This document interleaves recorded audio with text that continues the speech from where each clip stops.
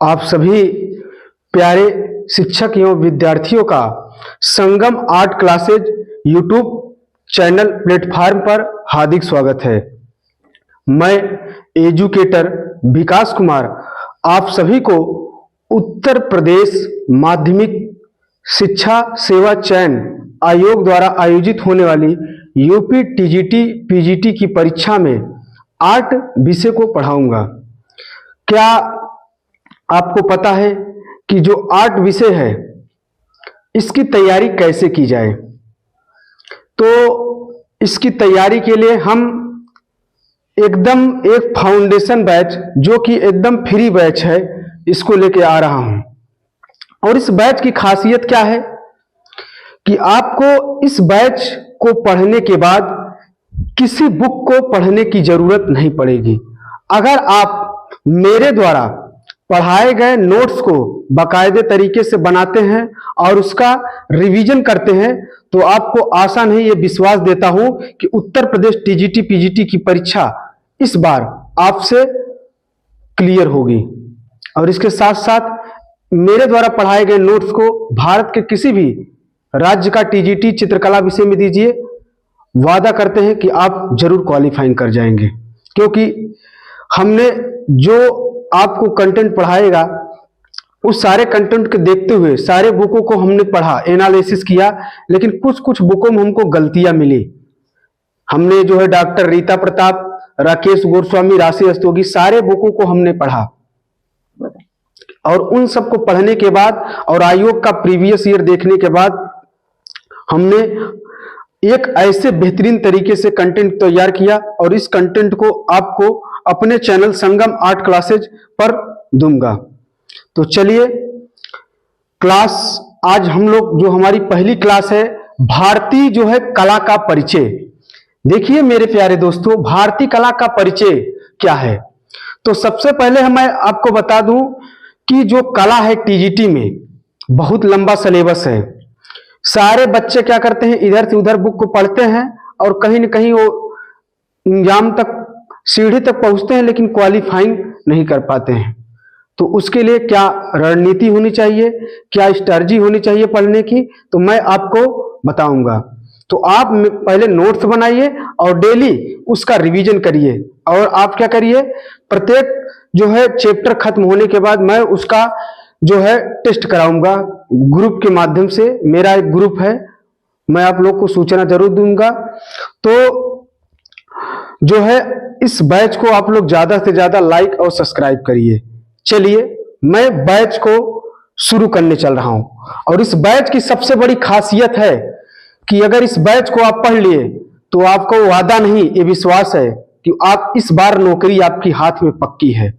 तो चलते हैं। बैच को शुरू करने से पहले एक सुविचार है, मोटिवेशनल जो है सुविचार है। क्या है? किसी ने कहा है कि उगते हुए सूर का चित्र और दौड़ते हुए घोड़ों का चित्र घर में लगाने से जीवन में कभी सफलता नहीं मिलती है। उगते हुए सूर और दौड़ते हुए घोड़े का चित्र लगाने से जीवन में कभी सफलता नहीं मिलती है। अगर आपको मेरे प्यारे दोस्त जीवन में सफल होना है तो सूर से पहले जगना पड़ेगा और घोड़ों से तेज दौड़ना पड़ेगा। चलिए इसी के साथ मैं क्लास को लेके चलता हूं, आप लोग के सिलेबस की दुनिया में क्लास को लेके चलता हूं। चलिए हम लोग पढ़ेंगे कला। आज कला को हम लोग पढ़ेंगे। कला देखेंगे कला को किस तरीके से पढ़ा जाए ताकि आपका एग्जाम क्लियर हो जाए।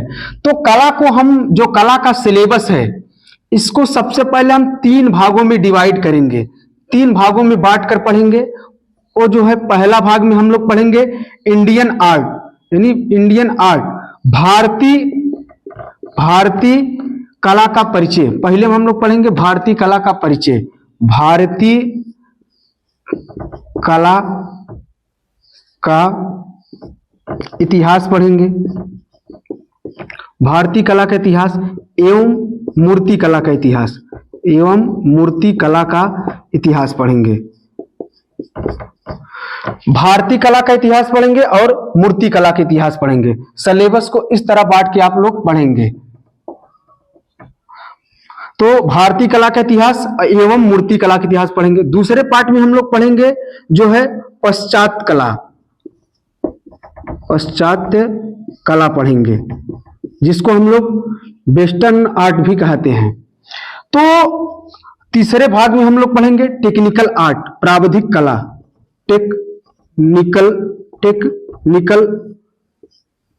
टेक्निकल आर्ट पढ़ेंगे। तो अगर आपको टीजीटी में सिलेक्शन लेना है तो इस पोर्शन पर ज्यादा कवर करना है। अगर आपको खासकर टीजीटी देना है, जो है आपको खासकर टीजीटी देना है, तो आपको इस पोर्शन पर ज्यादा कवर करना पड़ेगा।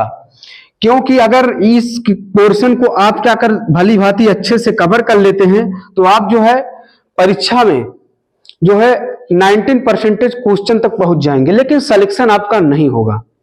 यहां से 10 क्वेश्चन आ जाता है, तो आप भी यहां से पढ़ते हैं तो आप करीब में रहेंगे, लेकिन सिलेक्शन जो आपको दिलाएगा वे वेस्टर्न आर्ट दिलाएगा, पश्चात कला दिलाएगा। तो हम अभी आपको भारतीय कला का इतिहास पढ़ाएंगे, कुछ दिन बाद जो है पश्चात कला को भी शुरू करेंगे। और कोई आज का टीचर जो है कोई पश्चात कला नहीं पढ़ाता है। मैं गारंटी देता हूं कि आप लोग देखिए मेरे पढ़ाने का तरीका कि मैं पश्चात कला को किस तरीके से पढ़ाऊंगा। ज्यादातर टीचर जो है इसको पढ़ाते नहीं हैं, पढ़ाने से डरते हैं, लेकिन मैं पश्चात कला आप लोग के ऐसे बेहतरीन तरीके से पढ़ाऊंगा कि आप लोग भी हमको कमेंट कहकर कहेंगे कि सर जरूर अच्छा लगा हमको। चलिए हम लोग शुरू करते हैं कला। तो हमने कला को 3 भागों में बांटकर पढ़ना है, जिससे सिलेबस भी टाइम से क्या हो सके, खत्म हो सके।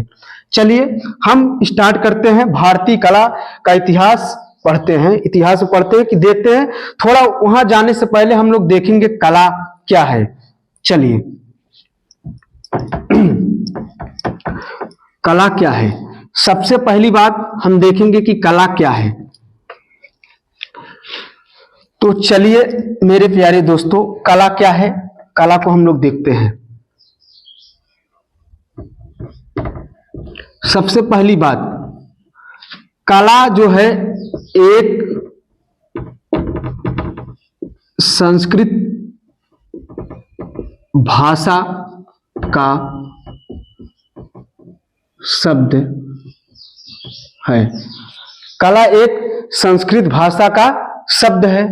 दूसरी बात, कला शब्द का सर्वप्रथम प्रयोग कहाँ हुआ है, कला शब्द का सर्वप्रथम प्रयोग कहाँ हुआ है? तो कला शब्द का सर्वप्रथम प्रयोग जो हुआ है मेरे प्यारे दोस्तों, वह सबसे प्राचीन वेद ऋग्वेद में मिलता है, ऋग्वेद में। तो आपसे जो है प्रश्न जो है पूछ लेगा एग्जामिनर कि कला किस भाषा का शब्द है, तो कला एक संस्कृत भाषा का शब्द है। कला शब्द का सर्वप्रथम उल्लेख कहाँ हुआ है, तो ऋग्वेद में हुआ है। कहाँ हुआ है? ऋग्वेद में हुआ है। चलिए यहां तक को मैं बता देता हूं। कला शब्द, कला की शुरुआत कब से होती है? कला की शुरुआत जो होती है प्रागैतिहासिक काल से होती है, और धीरे धीरे जैसे मानव क्या हुआ, विकसित होता गया, और कला भी क्या होती गई, कला भी विकास के क्रम पर आगे बढ़ती गई। कला का भी विकास बहुत लंबा है। तो कला की शुरुआत कहां से होती है? तो कला की शुरुआत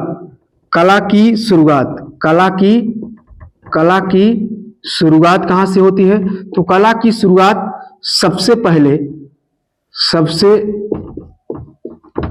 पहले प्रागैतिहासिक काल से शुरू होती है। यानी कला की कहानी या कला की शुरुआत सबसे पहले प्रागैतिहासिक काल से शुरू होती है। प्रागैतिहासिक काल से शुरू होती है, और इसका लंबा इतिहास रहा है। धीरे धीरे ये क्या हुआ, विकसित होता गया। तो आपसे प्रश्न के हिसाब से जो पूछेगा, मैं ज्यादा फैक्ट्स नहीं बताऊंगा कि कला एक संस्कृत भाषा शब्द है। इस शब्द का, कला शब्द का सर्वप्रथम जो प्रयोग ऋग्वेद में हुआ है। और कला की शुरुआत कब से होती है? तो प्रागैतिहासिक काल से होती है। यहां से प्रश्न बन सकता है समान रूप से। चलिए अब देखेंगे जो कला है, कला को किस भाषा में किस नाम से जानते हैं? तो कला को जो है इंग्लिश में, कला को अंग्रेजी में यानी इंग्लिश में, कला को इंग्लिश में क्या कहा जाता है? आर्ट कहा जाता है। आर्ट कहा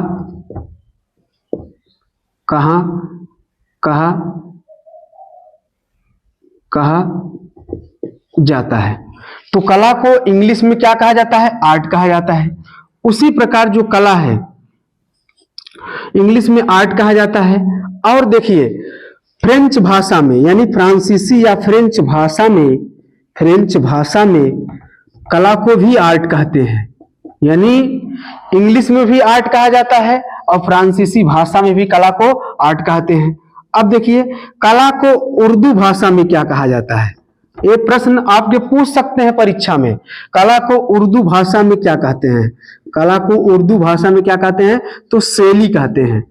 शैली, कला को उर्दू भाषा में शैली कहा जाता है। अब देखिए कला को लैटिन भाषा में क्या कहते हैं? कला को लैटिन भाषा में क्या कहते हैं? कला को लैटिन भाषा में क्या कहते हैं? कला को लैटिन भाषा में क्या कहते हैं? तो कला को लैटिन भाषा में जो है आर्टम या आर्ट्स कहते हैं।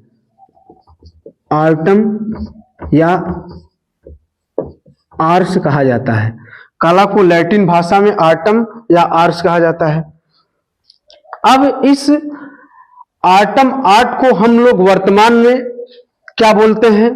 अब इसको जो है वर्तमान में एक अन्य नाम से जानते हैं जिसका नाम है कोग्निशन। कोग्निशन। अगर आपके परीक्षा में कला को पूछ लिया कि लैटिन भाषा में क्या कहा जाता है, तो लैटिन भाषा में कला को क्या कहा जाता है? तो कला को लैटिन भाषा में आर्टम आर्ट्स कहा जाता है। अगर आर्टम आर्ट्स नहीं है तो आप लोग क्या करिएगा?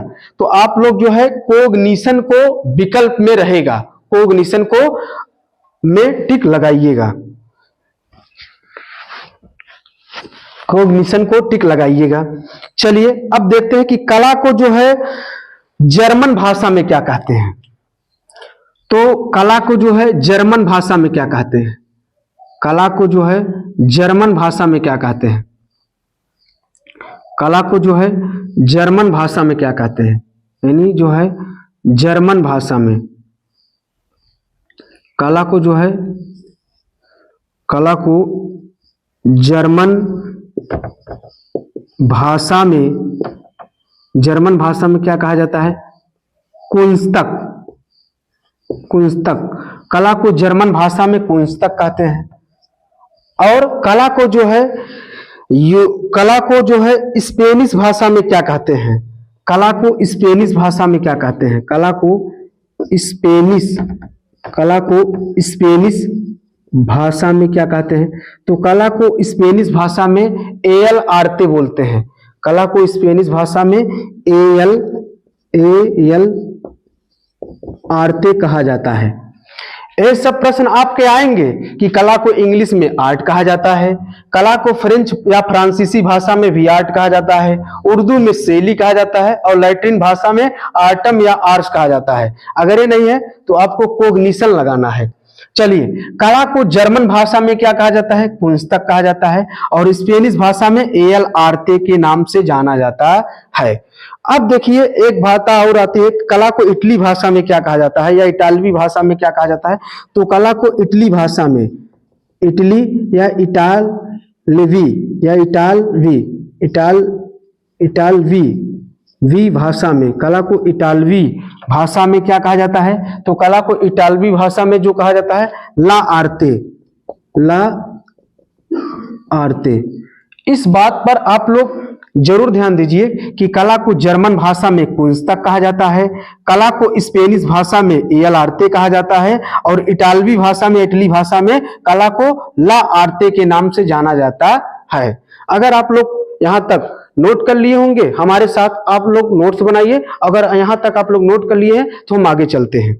तो ये हुआ कला का समान परिचय, कला का समान परिचय हुआ, कला का समान परिचय हुआ, कला का समान परिचय हुआ। अब देखिए कला शब्द का वास्तविक प्रयोग किस ग्रंथ में हुआ है? एक प्रश्न आपके पूछेगा कि कला शब्द का वास्तविक प्रयोग किस ग्रंथ में हुआ है? ये प्रश्न आ चुका है। कला शब्द का वास्तविक प्रयोग किस ग्रंथ में हुआ है? किस ग्रंथ में हुआ है? तो कला शब्द का वास्तविक प्रयोग किस ग्रंथ में हुआ है? तो इसका जो है नाट्य शास्त्र ग्रंथ में, भरत मुनि का नाट्य शास्त्र ग्रंथ है। भरत मुनि का नाट्य शास्त्र ग्रंथ में जो है कला शब्द का वास्तविक प्रयोग किया गया है। और नाट्य शास्त्र ग्रंथ की रचना किसने किया? आचार्य भरत मुनि ने। आचार्य भरत मुनि ने। तो इसके बारे में हम आगे बताएंगे। तो अगर आपसे प्रश्न ऐसे पूछता है कि कला शब्द का सर्वप्रथम प्रयोग कहाँ हुआ है? ऋग्वेद में, लेकिन प्रश्न घुमा दिया। अगर ऐसे आयोग आपसे पूछता है कि कला शब्द का वास्तविक प्रयोग यहाँ कहाँ है? यहाँ सर्वप्रथम कहाँ है, लेकिन यहाँ वास्तविक प्रयोग किस ग्रंथ में? तो भरत मुनि का एक ग्रंथ है नाट्य शास्त्र, इसी में हुआ है। अब देखिए भाई, प्राकृतिक निर्मित जो कला को क्या कहा जाता है? एक प्रश्न और आ सकता है कि जो प्राकृतिक निर्मित कला है, प्राकृतिक निर्मित कला को क्या कहा जाता है? प्राकृतिक निर्मित कला को क्या कहा जाता है? तो प्राकृतिक निर्मित कला को जो कहा जाता है देव शिल्प कहा जाता है। ये भी नोट कर लीजिएगा, प्राकृतिक निर्मित कला को क्या कहा जाता है? देव शिल्प कहा जाता है। तो इतनी सारी जानकारियां हमने आपको बताया कि कला शब्द का सर्वप्रथम प्रयोग किस ग्रंथ में हुआ है। तो भरत मुनि के नाट्य जो सर्वप्रथम जो हुआ है ऋग्वेद में, और वास्तविक प्रयोग भरत मुनि के नाट्य शास्त्र में हुआ है। कला किस भाषा का शब्द है? कला एक संस्कृत भाषा का शब्द है। कला शब्द का सर्वप्रथम प्रयोग भरत मुनि के नाट्य शास्त्र में, और इसकी शुरुआत प्रागैतिहासिक काल से शुरू होती है। अब देखिए, प्राकृतिक निर्मित कला का को क्या कहा जाता है? ये प्रश्न पूछेगा तो आपको आंसर लगाना है देवशिल्प कहा जाता है। प्राकृतिक शिल्प क्या है आप कहेंगे? शिल्प ही एक प्रकार, शिल्प ही कला है। प्राचीन काल में कला को शिल्प कहा जाता था। जो प्राचीन काल के लोग थे कला को शिल्प क्या कहते थे, खासकर आचार्य जो है भरत मुनि ने कहा था। चलिए हम लोग अब एक कला के समान परिचय हुआ। अब देखेंगे कि कला की परिभाषा क्या है। तो आप लोग इसको अगर नोट कर लिए हो तो हम इसको मिटाते हैं और आगे चलते हैं। देखेंगे कला की परिभाषा क्या है। तो कला की कई परिभाषाएं हैं। कला की कई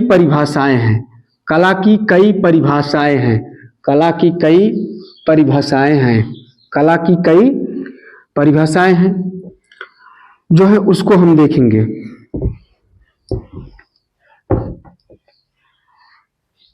चलिए कला की जो परिभाषा देखेंगे, क्या देखेंगे भाई? कला की जो देखेंगे हम परिभाषा नंबर 1 क्या है? परिभाषा नंबर 1 क्या है? कला की कई परिभाषा देखिए। परिभाषा नंबर 1, किसी भी कार्य को मानो पूरी कुशलता या निपुणता से जो संपन्न करता है वही कला कहलाती है।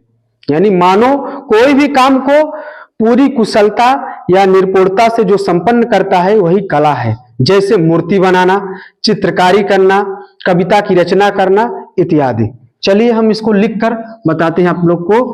किसी भी कार्य को पूरी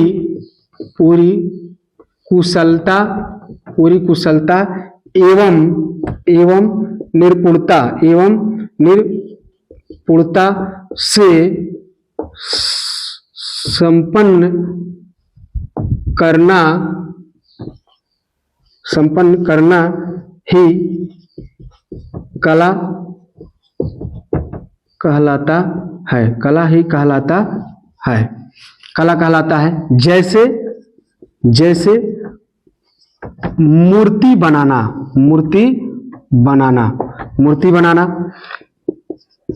चित्रकारी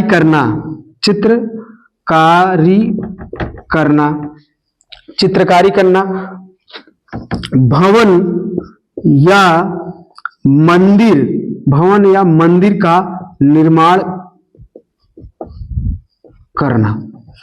तो हमने बताया किसी भी कार्य को पूरी कुशलता एवं निपुणता से संपन्न करना ही कला कहलाती है। जैसे मूर्ति बनाना, चित्रकारी करना, भवन या मंदिर का निर्माण करना, ये हुई कला की पहली परिभाषा। अब देखिए भाई, मनुष्य के जीवन में किया गया कार्य का जो 16वां हिस्सा या भाग है वो भी कला कहलाता है। अगर आपसे प्रश्न पूछ लिया, परीक्षा में आ गया कि मनुष्य के जीवन में किया गया कार्य का 16वां भाग या 16वां हिस्सा क्या कहलाता है? कला। तो लिख देते हैं कि मनुष्य के जीवन में किया गया कार्य का 16वां भाग भी कला कहलाता है। यानी मनुष्य के जीवन में किया गया कार्य का 16वां भाग भी क्या कहलाता है? कला कहलाता है। तो अब एक प्रश्न और आ सकता है, क्या तीसरी परिभाषा क्या है? मानव के जीवन की वह रचना। तीसरी परिभाषा, मानव के जीवन की वह रचना जो उसके जीवन में सुख और आनंद प्रदान करे, वह भी कला कहलाती है। आप लोग लिख लीजिएगा, मैं नहीं लिखता हूं, ये चलिए लिख देता हूं। मानव के जीवन की वह रचना, मानव के जीवन की वह रचना जो उसके जीवन में आनंद प्रदान करती है, जो उसके जीवन में आनंद प्रदान करती है, वह भी कला कहलाती है। वह भी कला कहलाती है। जैसे नाच गाना, चित्रकारी करना, मूर्ति बनाना इत्यादि, यही है उदाहरण। चलिए एक परिभाषा और आती है, एक परिभाषा और आती है। तो थोड़ा हम पानी पी लेते हैं।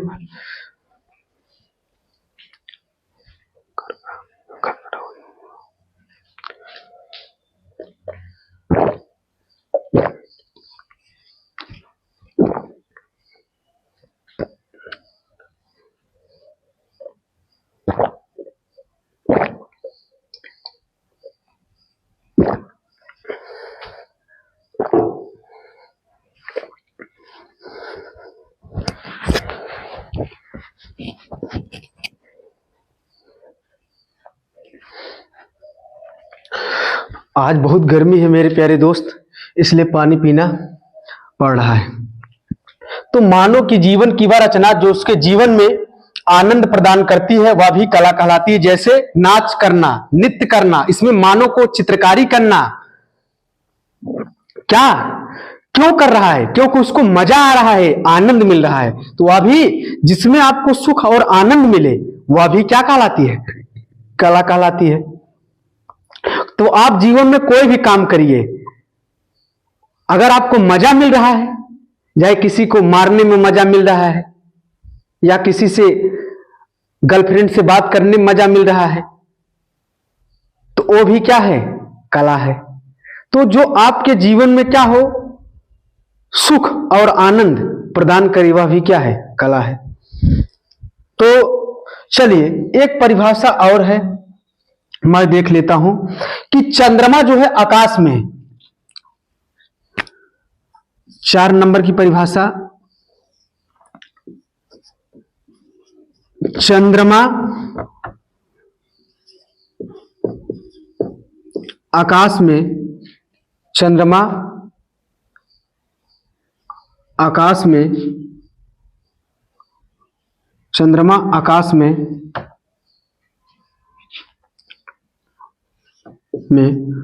16 प्रकार से घटती बढ़ती रहती है, वह भी कला कहलाती है।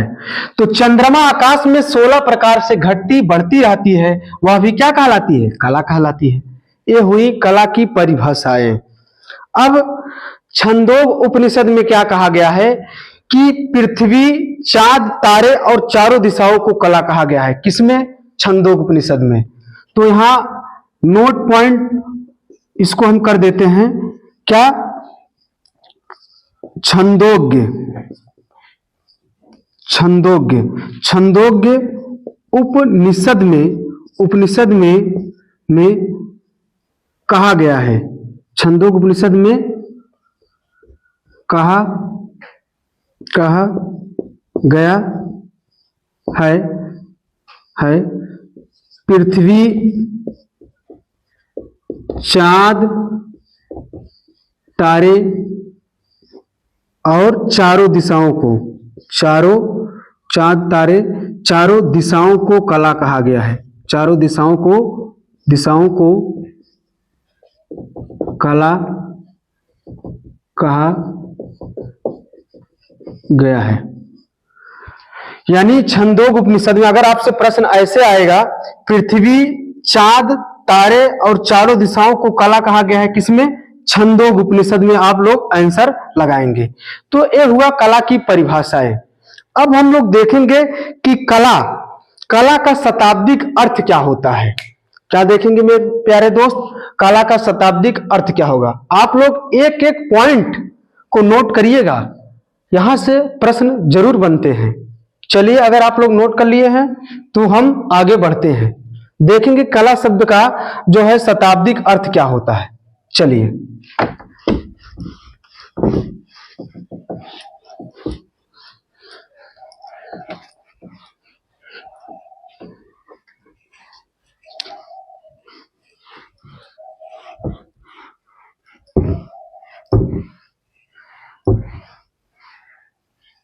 चलिए देखते हैं कि कला का शताब्दिक अर्थ क्या होता है। कला का शताब्दिक अर्थ क्या होता है? तो कला का जो है, कला का शताब्दिक